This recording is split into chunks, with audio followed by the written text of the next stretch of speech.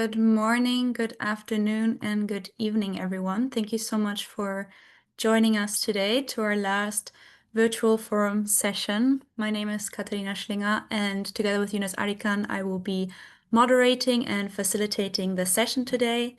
Feel free to introduce yourselves in the chat.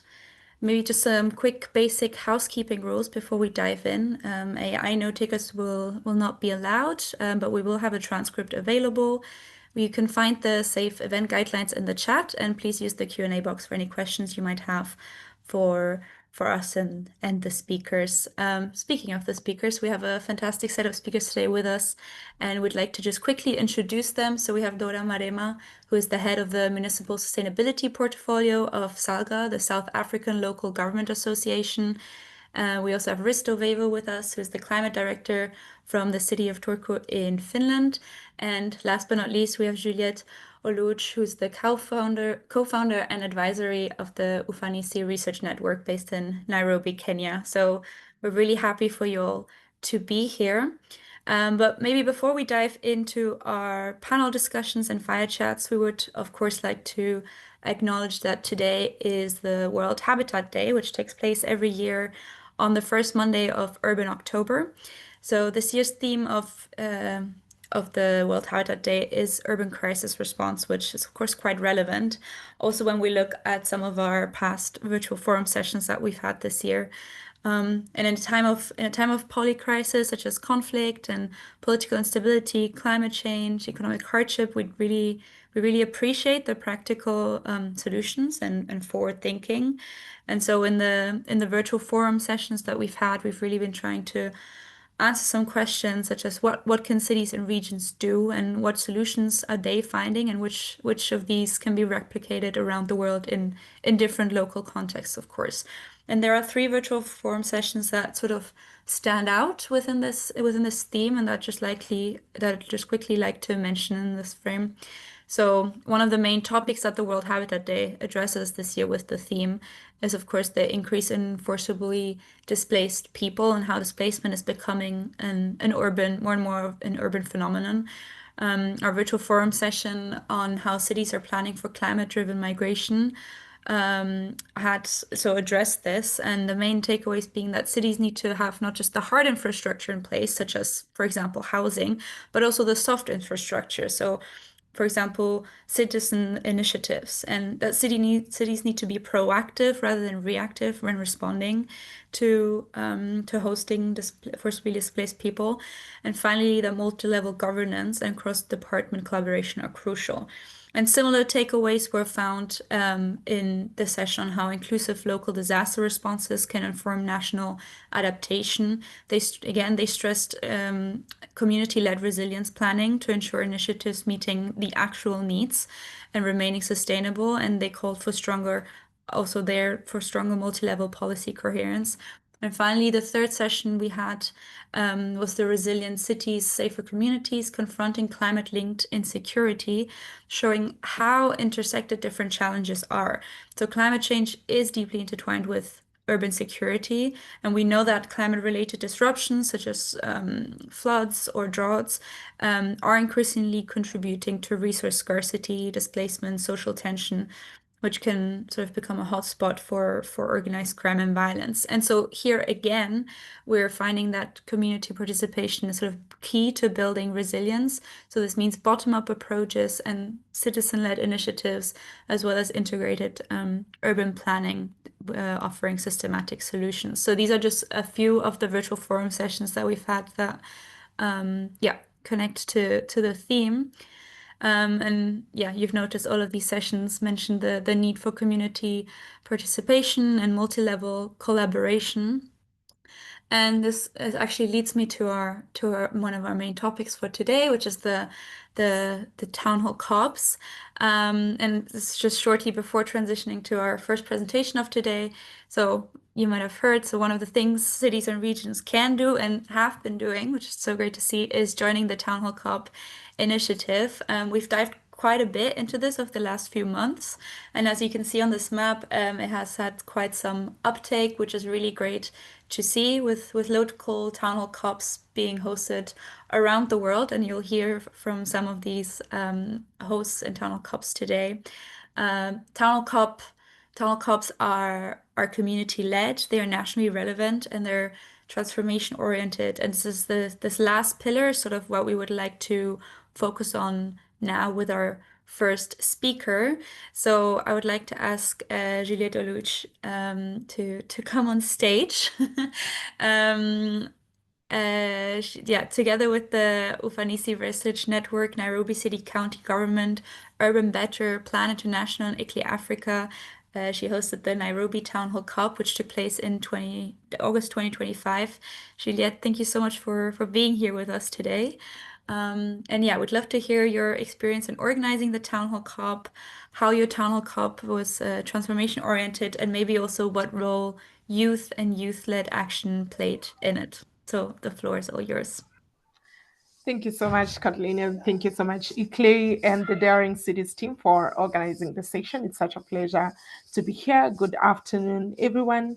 My name is Juliet Onuoch, as was mentioned. I'm a co-founder of the Ufanisi Research Network, which is basically a youth-led think tank that works to advance climate leadership and evidence-driven insights across Africa. Our mission essentially is to bridge research, policy, and local innovation, especially by empowering young researchers in communities to co create climate solutions that are just, inclusive, and transformative.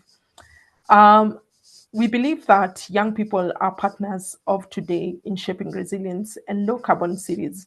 And that philosophy, I would say, is what guided how we designed and hosted the Nairobi Town Hall COP in cooperations with the partners that have been mentioned.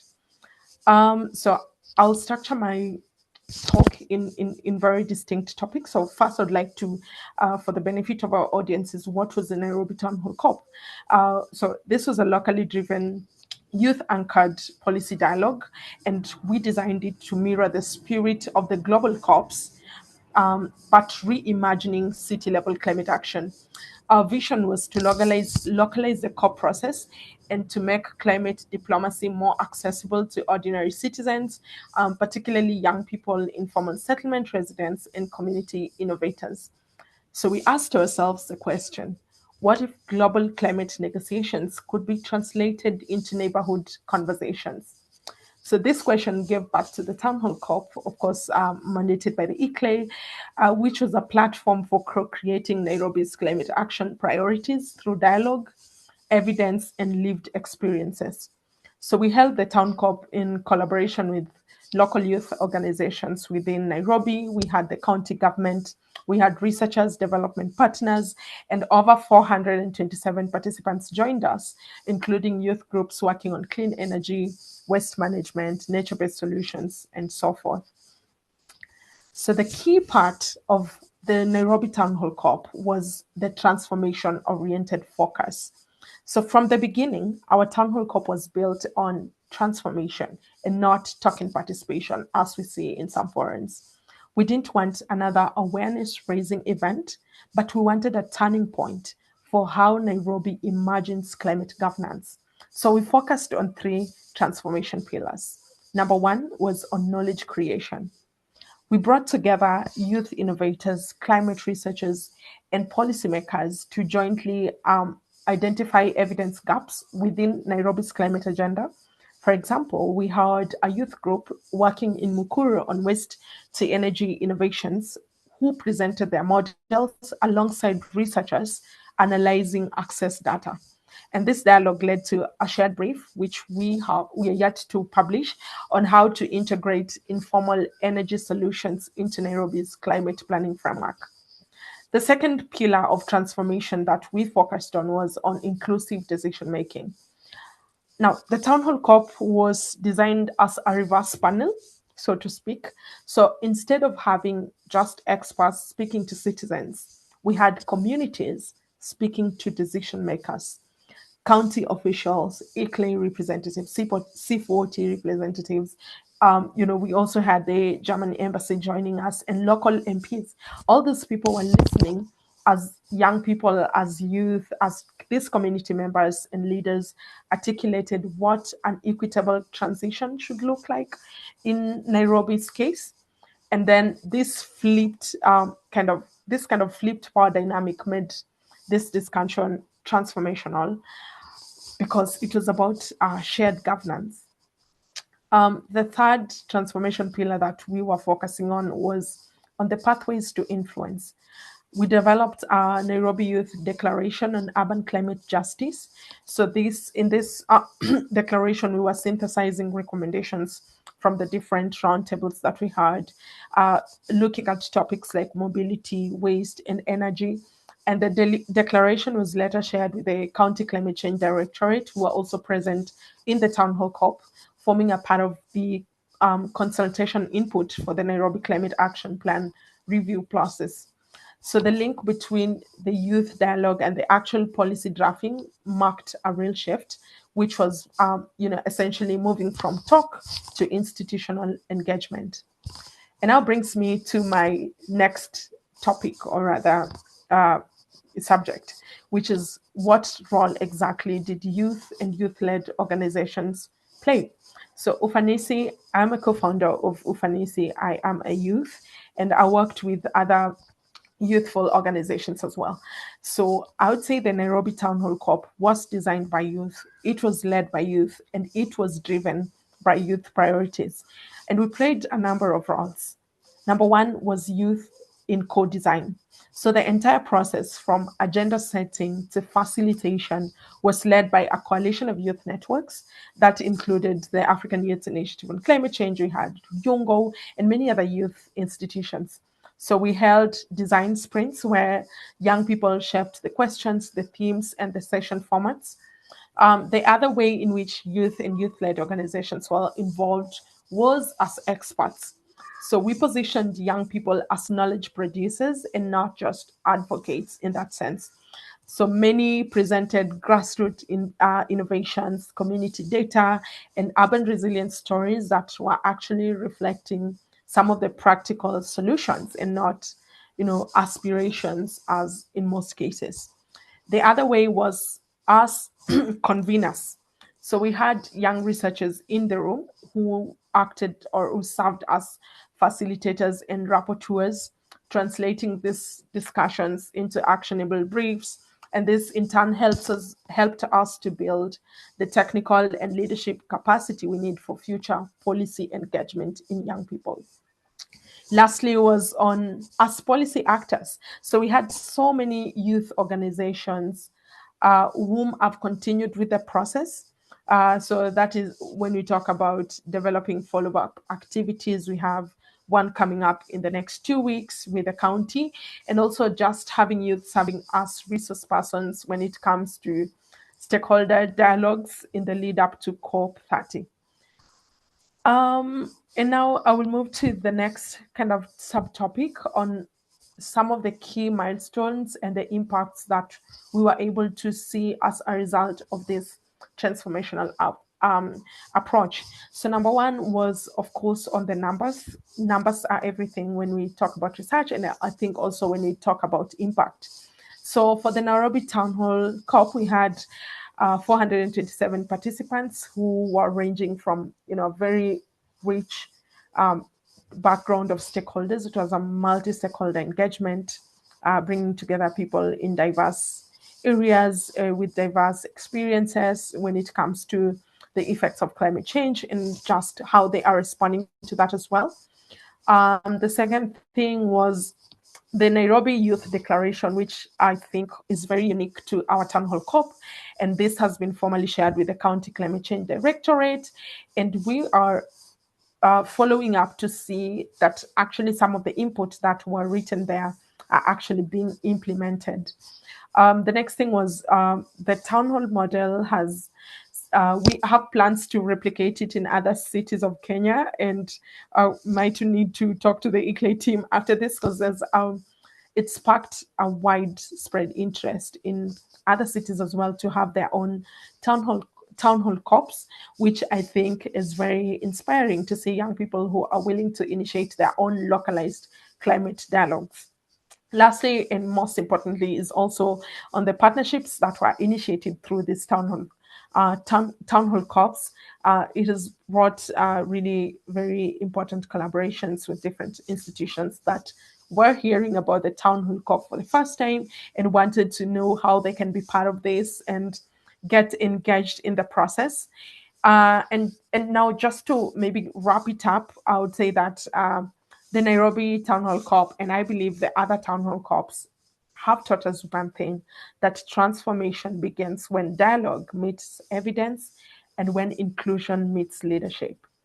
So it kind of gave us a reaffirmation that youth are the co-architects of a just transition. And at Ufanisi Research Network, we are very committed to scaling this model across African cities so that climate governance everywhere reflects the voices, the data, and the innovations of its youngest citizens. Thank you so much, and back to you, Kathleen. Thank you so much, Juliet. This was really great. Definitely a few memorable quotes in there.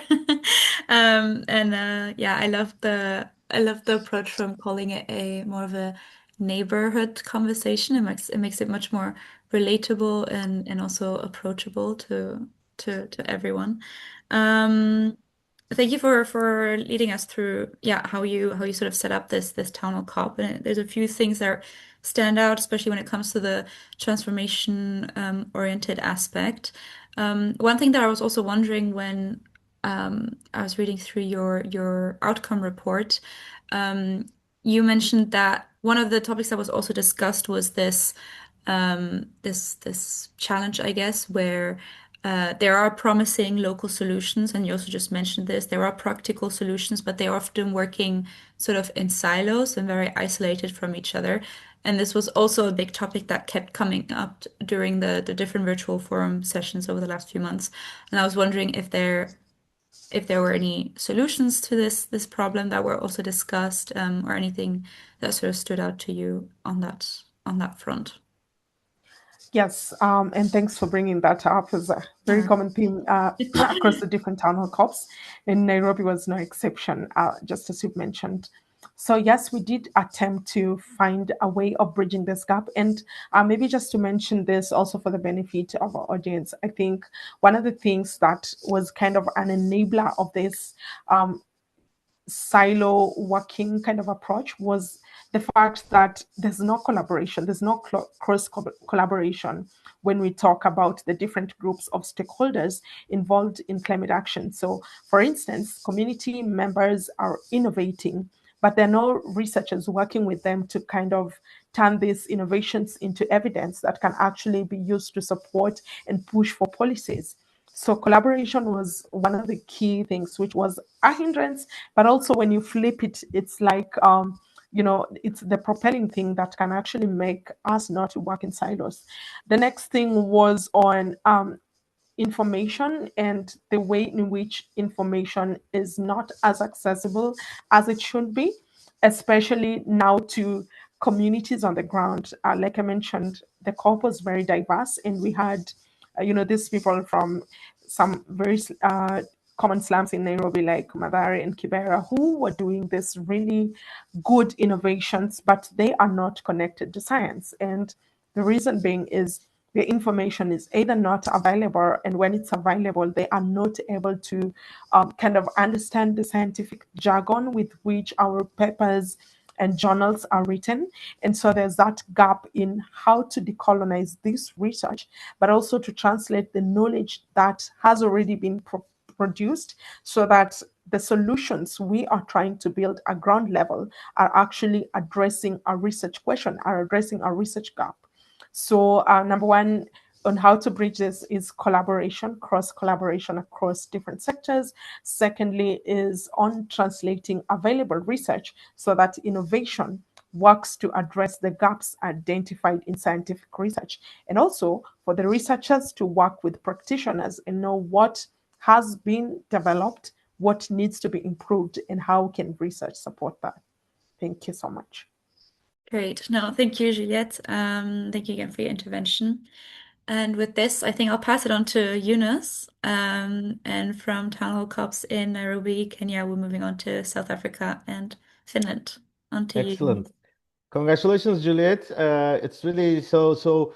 inspiring and so heartening to see how it has resonated. The idea that we discussed a couple of months ago, then it's now diffusing. And now we will listen to experience from our colleagues. Kata, I have one slide just setting the scene. If you can show this, and then we can immediately go to our speakers.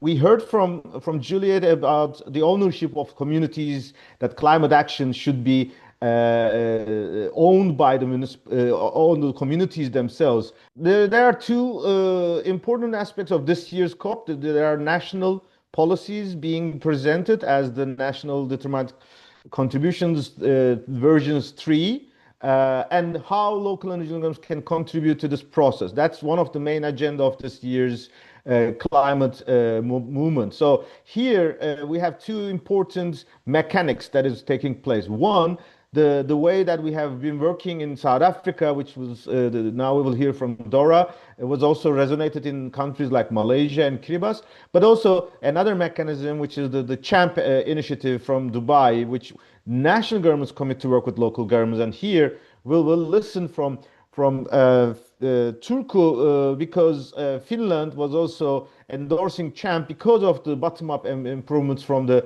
local leaders in last year. So it was not immediately the Finnish government, but there was a demand from the Finnish local leaders, and how this process has been empowered by the dialogue built in Turku. So we will listen also this from Risto, and we will also come to this discussion about how we can build further because of the unique role of science. So Dora, South African Local Government Association, how did you inspire this idea and reflect it into your communities and local councils? We are hearing this, experiencing and encouraging news, but it will be good to hear it from you directly.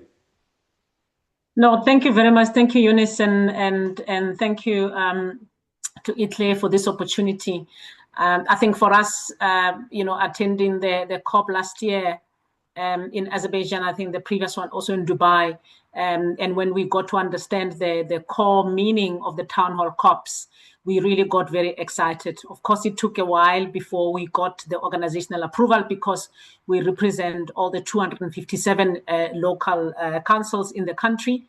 And once we really grasped this, we then made a decision with our climate change champion, Mayor Pukunzi, to mobilize the whole of local government in South Africa to be able to take up this opportunity. We then, through our president, the president of the South African Local Government Association, we wrote a memorandum that went to all the councils, all the 257 councils, inviting the mayors to host town hall COPs.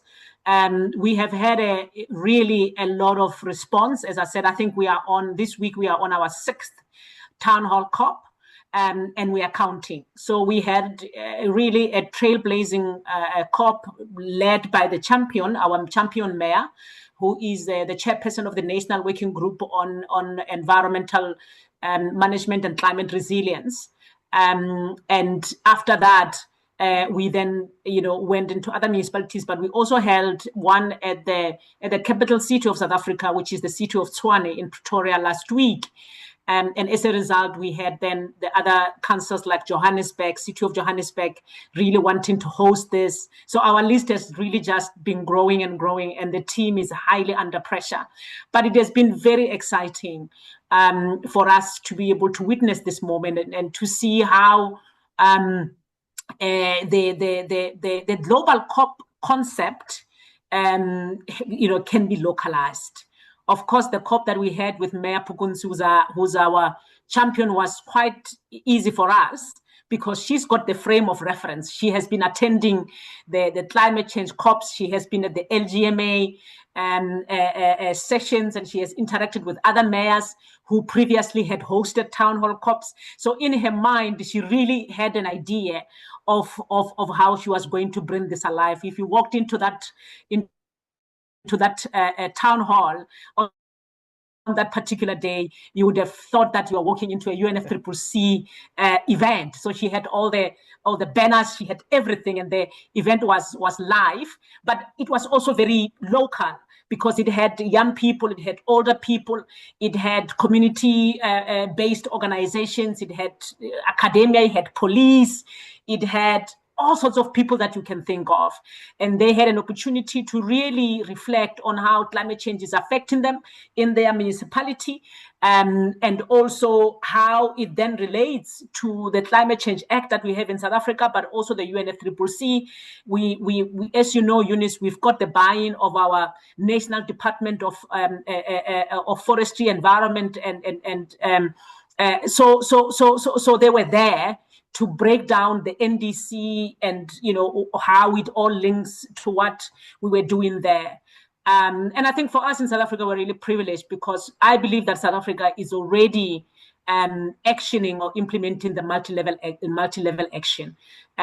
We've got what we call the Local Government Support Program, which is a program by all the three spheres of government. We've got the national government, the provincial government, and local government, and we focus on supporting municipalities together. And SALGA, as I said, is represented. The South African Local Government Association is represented at the Presidential Climate Commission, a commission that defines South Africa's climate action and the just transition. It's responsible for the just transition framework, and we've had two mayors representing us in there for the past 3 years. Our voice is I think it's really being integrated. As you say, we are wanting to utilize this as a springboard for South Africa to finally just put the ink on paper and sign up for CHAMP because they are doing it. So yeah, I think for us it's really exciting times, and I think my team will really be upset to hear me say this because they are so much under pressure with this town hall calls. But I think at the end before we go to Belém, we would have easily surpassed 10 COPs, easy into 15, if the team is able to manage it.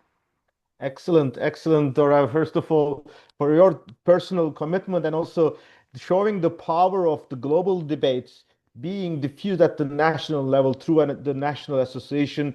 It shows how it's much more impactful, and that's the collaboration between the global partners, the national partners, and as you have said, the national government opening the doors and saying that yes, they are benefiting, and this is exactly the spirit that we want to see the national government see this as an opportunity for them so that they can help it better. This can help them to reach their national communities.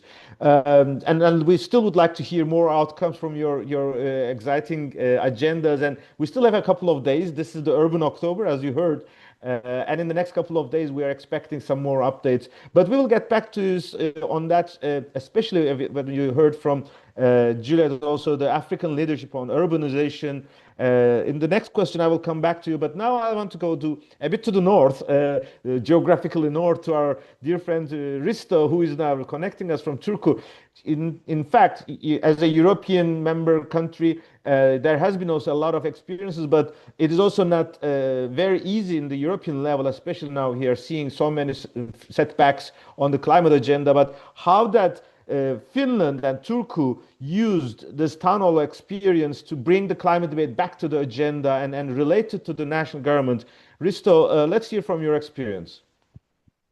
Thank you so much, Yunus, and it was also very encouraging and inspiring to hear Dora and Juliet, and also in Turku, youth is an important stakeholder of the climate discussions, and they are strongly involved. We have an established youth council in all Finnish municipalities, and they are an active contributor in our climate discussions. And there is also has emerged another active group, and they call themselves the climate grandparents. And they are often very knowledgeable citizens. They can be former civil servants, they can be former researchers, or teachers, or people from many fields, and they are very constructive and active.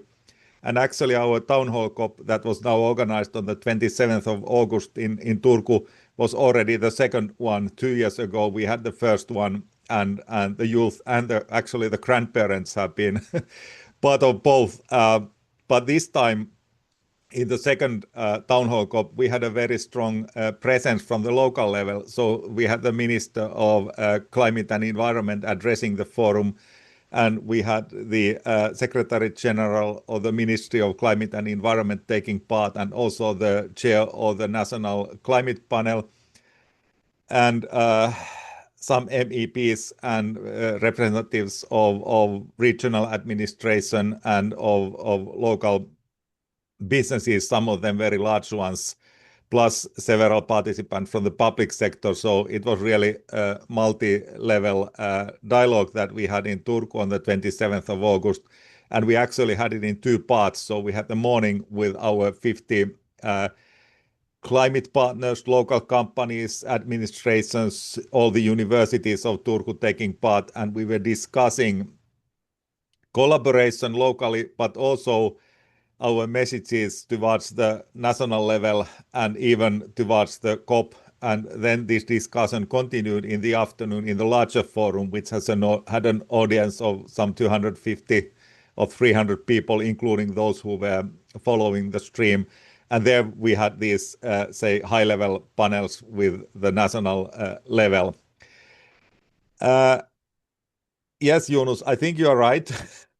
There is discussions and debate in Europe and in Brussels regarding the EU's commitments, but Finland's position is the ambitious 2040 goal, and also Finland as a country has the 2035 goal for carbon neutrality, and in Turku we have the goal of 2029 because that is the year when our city will celebrate its 800th anniversary.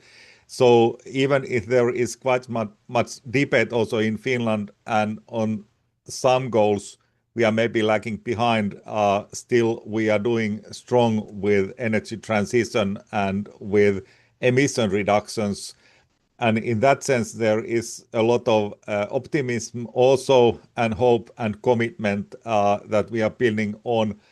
And collaboration or the municipal or the local and regional and national levels is not a novelty in Finland. It's been part of the administrative system and culture for a very long time.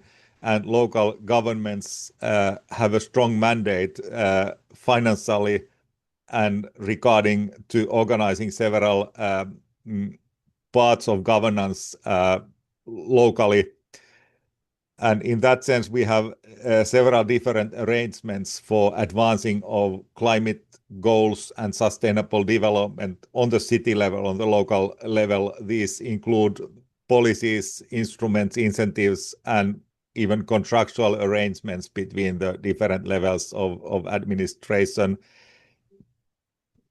So, in a way,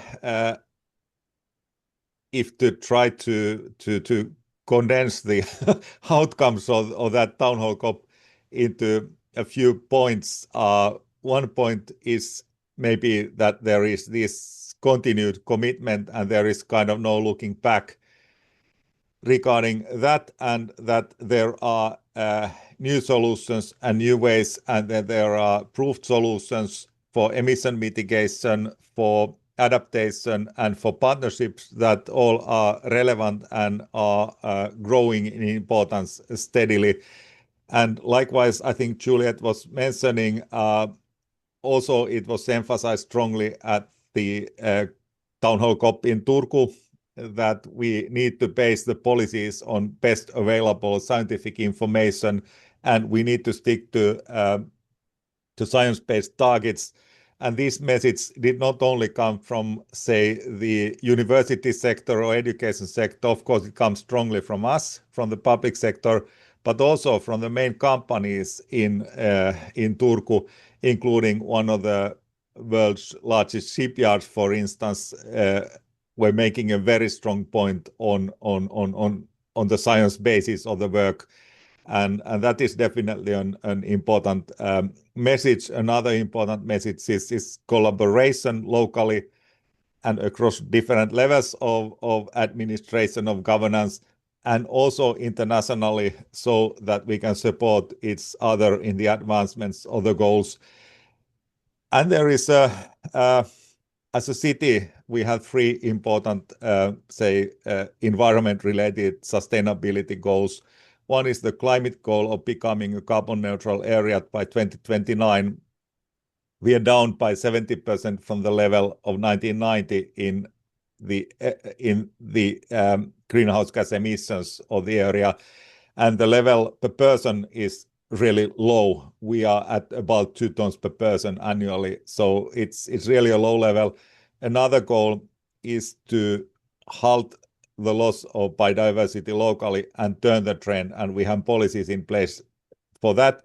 And the third important goal is sustainable use of natural resources. We're using the ecological footprint as a kind of indicator for that sustainability. And we have a program on circular economy and other policy instruments to reach that. So national level commitment was strengthened and kind of illustrated by the event, and of course we were honored to have the minister to address. And I think, Risto, one of the things that was really powerful from your leadership was that this all came in the middle of where you had the local election, and then there was also a change in the leadership. But the commitment of the city did not change, and there is this continuity, institutional memory, and the commitment of the new leadership building on the past experience, but also even going further. And we are expecting to hear some very good results from the European level in the next couple of weeks, so that Finland, as being one of the pioneering European countries to shape this, is also something good. And your neighborhood, Sweden, the neighbor country, also endorsed CHAMP this year, and where Finland activities in Finland leadership was also very helpful. I would like to close this round, my last question to both of you, because one of my things that makes me really encouraging is that we are all looking for Belém, how the discussions will come back. We will bring back the proposals, but whatever happens in Belém, it gives the confidence to us that the action and the ownership takes it further. There will be 2 years later an important moment that is relevant for both of you. First of all, there will be the 32nd COP, the annual conference, will come back to Africa.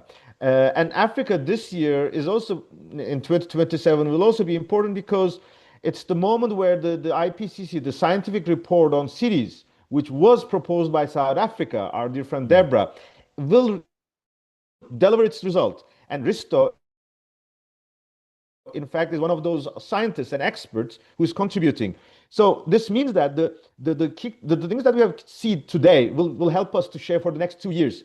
Maybe your closing remarks, Dora. How do you want to continue in the years ahead after your experiences here? And Risto, what will be your expectation as an expert in this report preparation, so that by the next 2 years, when we come to Africa, how can we still make sure this multi-level collaboration is helping us to take the IPCC outcomes further? Dora, let's have your first, and then conclude with Risto.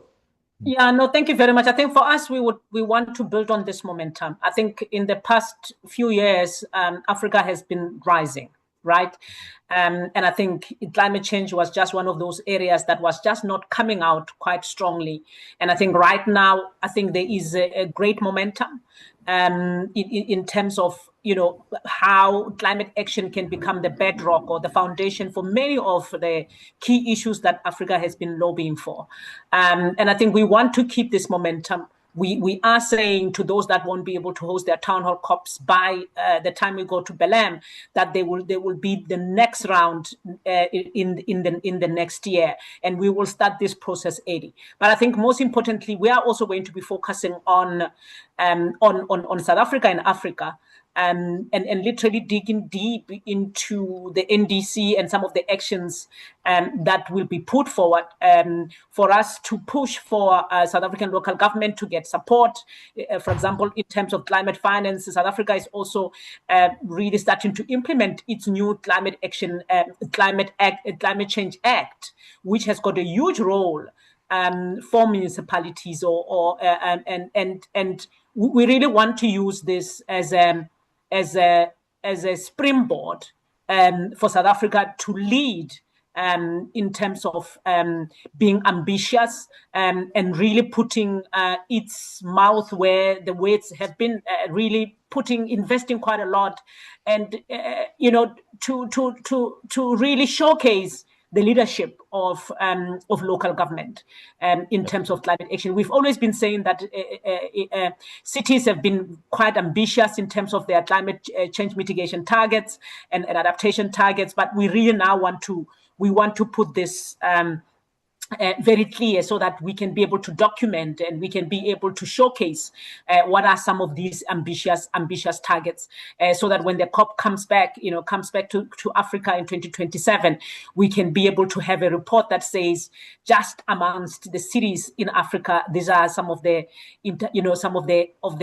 actions that we have delivered on, and as a result, really showcase that there will be no climate action without the involvement of subnationals.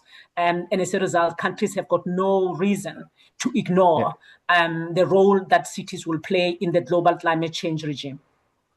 Excellent, Dora. It's really so good to see this continuity and the commitment that, as I said, whatever happens, we will not get back. We will not revert back to another era where there is this questioning, but really bringing action and policy together. And that's why connecting all levels of government through this kind of motivation is really good. And the South African leadership will also be helpful further.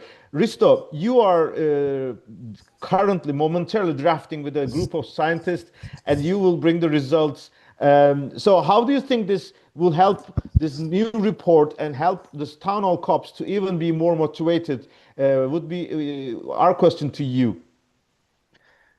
Thank you, Yunus, and please let me emphasize that I'm, as an experienced practitioner, taking part in the lead author group for the report. So that's my background, not so much research, even if there's some of that, and collaboration, of course, very much.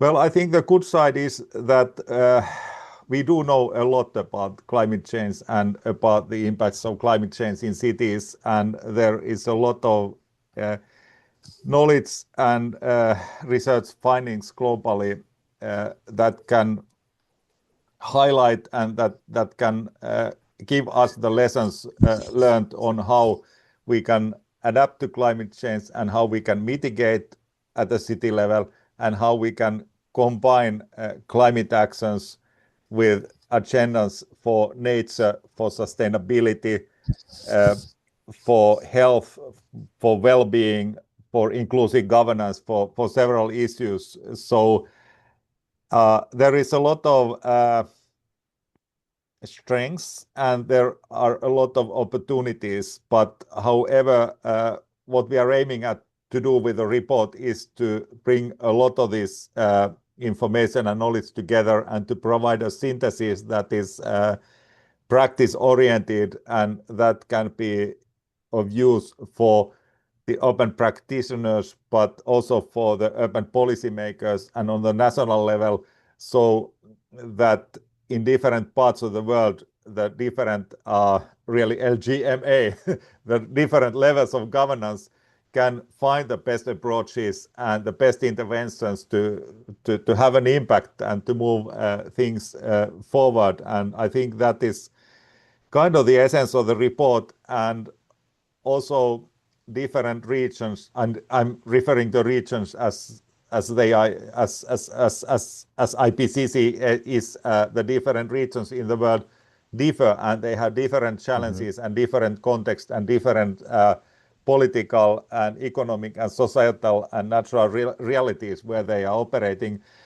And so the report needs to be in some parts general and in some parts also more specific. And ideally, when we will have the next rounds of town hall COPs, and then like Dora was saying, and you were saying, Yunus, that COP is returning to Africa and how it can be useful. You mentioned, Dora, the Climate Change Act, and that is of course one very powerful element, powerful tool where you can make use of some of the findings. And for instance, in Finland, which is a small country, of course, in comparison, but is close to me, there was an obligation for the municipalities to set climate goals and to make climate plans and also follow on those plans. And there is still in the legislation an obligation for the state environment center to provide greenhouse gas emission inventories and follow-up and tools equally to all municipalities in Finland. And for just to pick one example, the issue of baselines of monitoring inventories and monitoring follow-up suffers from a variety of approaches and systems in different parts of the world and within different parts of the world and within even different within single countries, etc. And if we can find ways through these collaborations and climate change acts and other instruments to streamline, for instance, within countries, the emission inventories, we will make the work easier for the municipalities and will make the work easier for the national administrations to follow up and to see if policies is effective. Another strong point is the connection with nature-based solutions, with health and well-being benefits and climate adaptation and mitigations, because in many solutions these aspects come together.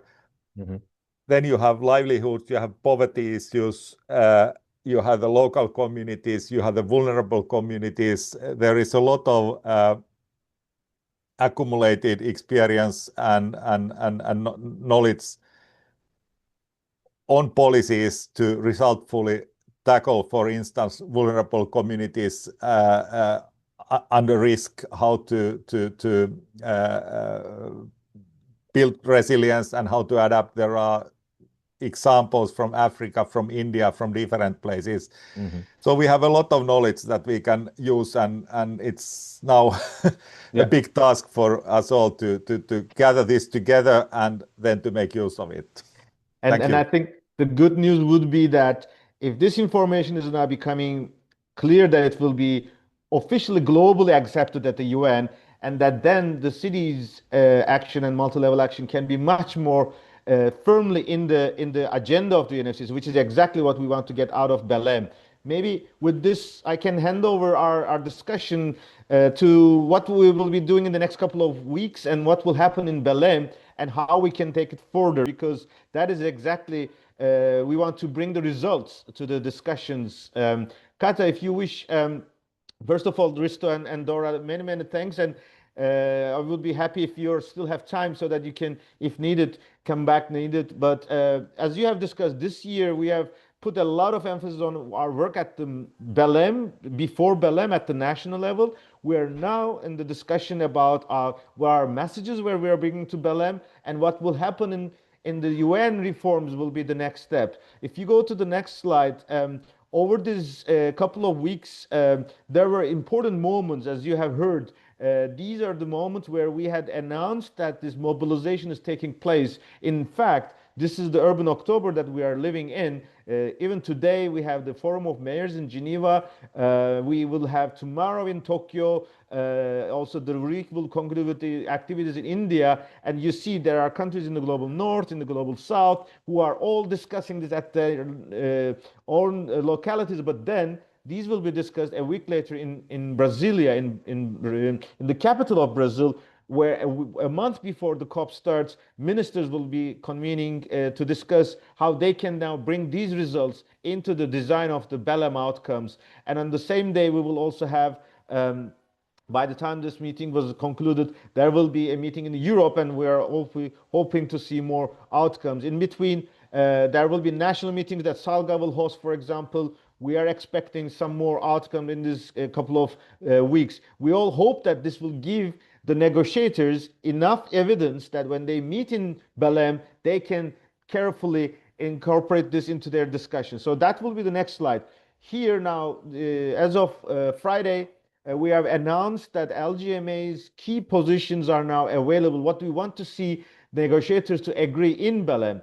And that is exactly what we want our members of the ICLEI and other constituencies to push their national governments to take this into account of their national position. If you go to the next slide, Kata, that's what we are saying, that first of all, so on the way to the next couple of weeks after these agendas on Urban October is concluded, there will be a series of meetings in Rio de Janeiro, Belém, and Sao Paulo, and then we will reach to the 12 days in Belém.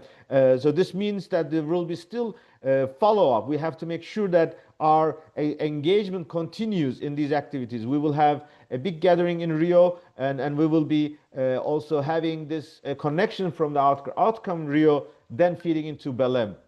And what will be the messages that we would like to take that into these discussions? Kata, next slide is we are almost about to now give us the discussions, saying that we really would like to have 5 main messages that our national governments should keep into account.